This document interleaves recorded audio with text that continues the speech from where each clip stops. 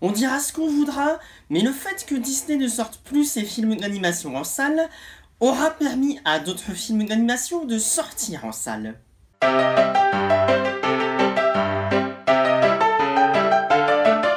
Donc en un sens, merci Disney, je crois.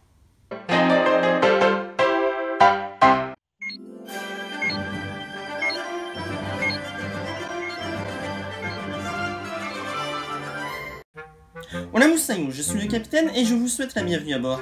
J'espère que vous êtes en forme et que vous n'avez pas le mal de mer, parce qu'aujourd'hui je vous propose un voyage pour José, le tigre et les poissons. Et avant d'aller plus loin, je tiens à vous rassurer, il n'y aura pas de partie spoilers durant l'intégralité du voyage, donc vous pourrez rester jusqu'à la fin de la traversée. On est bon?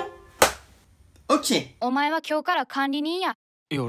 Alors, José, le tigre et les poissons, de quoi ça parle?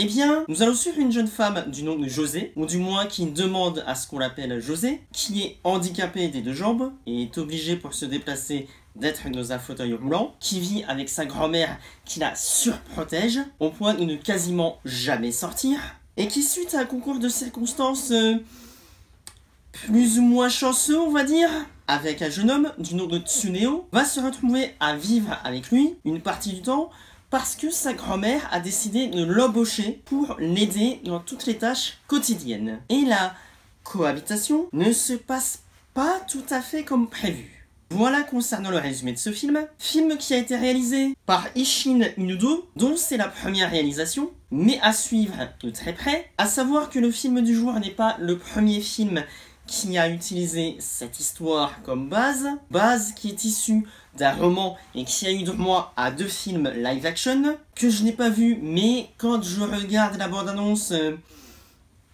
je ne vous cache pas qu'elle ne me vend pas du rêve, mais ça c'est une autre histoire. Pour rester sur notre film du jour, il est à noter qu'au casting vocal on peut retrouver Chizuru Ikewaki ou encore Satoshi Tsumabuki dans le rôle des 2 personnages principaux. Et sans plus attendre, vous l'aurez deviné rien qu'à la miniature de ce voyage, qu'ai-je pensé de ce film? Je l'ai tout simplement adoré. Oui, je vous encourage fortement à voir ce film parce qu'il le mérite, tant qu'il est encore en salle.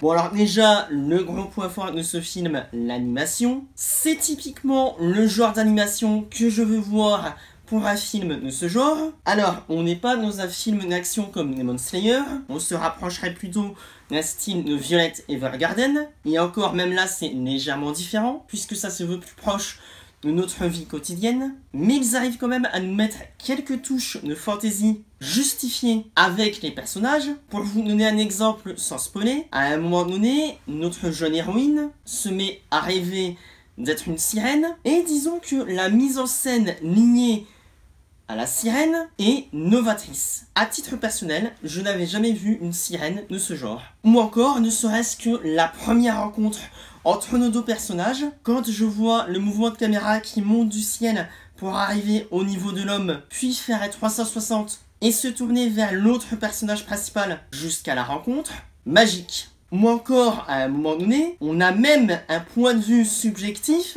sur les pieds d'un personnage. C'est ce que je recherche comme idée novatrice de mise en scène, que ce soit en animation ou en live action. Mais encore une fois, c'est notre débat. Essayons de maintenir le cap vers le film. Les émotions sont présentes parce que les dialogues sont efficaces, appuyés bien sûr par la mise en scène encore une fois. On croit aux émotions des personnages et donc on ressent les mêmes émotions que ces derniers. Et c'est à titre personnel ce que je demande devant un film. Si un personnage est triste, je veux être triste avec lui et pas à cause du fait que je passe une mauvaise séance. Même s'il y a quelques touches d'humour un poil cartoonesque par moment, il faut le reconnaître, notamment autour d'un personnage secondaire. Ici ça passe quand même plutôt bien parce que les enjeux sont pris au sérieux et même avec ce personnage, ce qui fait que lorsque les personnages sont tristes, on est triste avec eux encore une fois, et à l'inverse, lorsque les personnages sont heureux,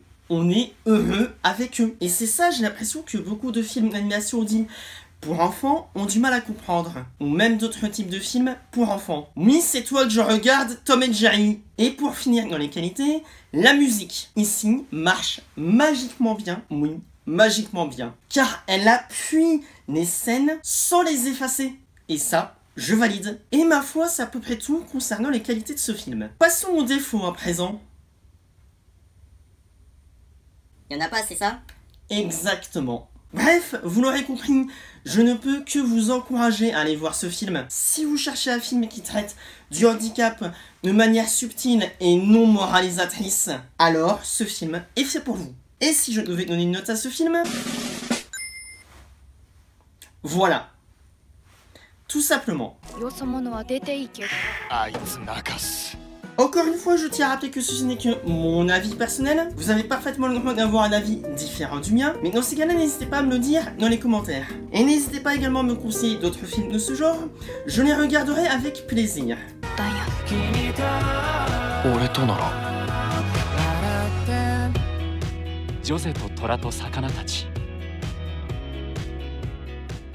Bref, c'était le capitaine qui vous parlait de Musakamine et qui vous dit à bientôt pour une nouvelle traversée.